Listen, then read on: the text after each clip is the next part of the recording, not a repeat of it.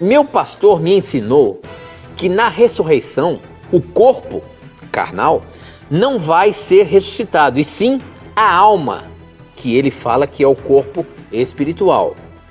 Tem base bíblica o que ele está ensinando? Não tem base bíblica. A Bíblia fala em um corpo espiritual, mas não é da forma como o querido pastor entendeu, né? O detalhe é que quando nós vemos o termo espiritual na Bíblia, né, na nossa mente, influenciada pela filosofia grega, já pensamos em algo imaterial, né? Mas a Bíblia não usa o termo necessariamente com esse significado, né? Quando fala de um corpo espiritual, quer dizer de um corpo de natureza espiritual, mas ele não será algo etéreo, tá? A Bíblia promete uma existência física e real dos justos, tanto no céu quanto na nova terra, tá? Então vou dar alguns exemplos, ó. Aqui em 1 Coríntios 15, possivelmente o seu pastor tem como base o verso 44, né, que diz assim: semeia-se corpo natural, ressuscita corpo espiritual. Então ele está com uma compreensão errada do que é um corpo espiritual. E aí nós vamos para o verso 51, e aqui nós já aprendemos o que é esse corpo espiritual. Não é um corpo etéreo, é um corpo real, físico, porém glorificado. Tá?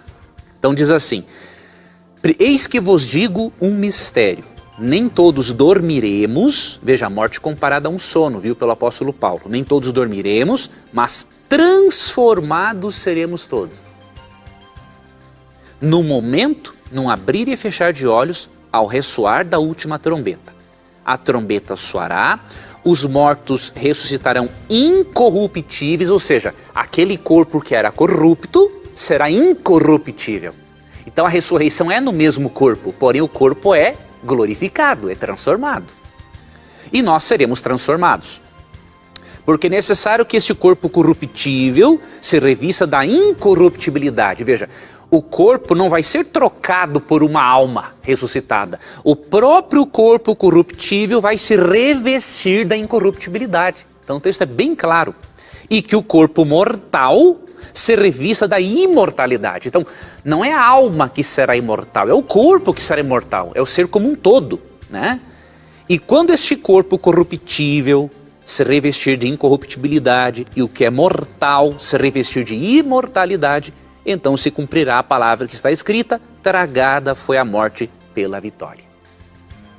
Então não há sombra de dúvidas, né, que nós ressuscitaremos com um corpo que vai passar de um corpo corruptível para incorruptível, de um corpo mortal para um corpo imortal.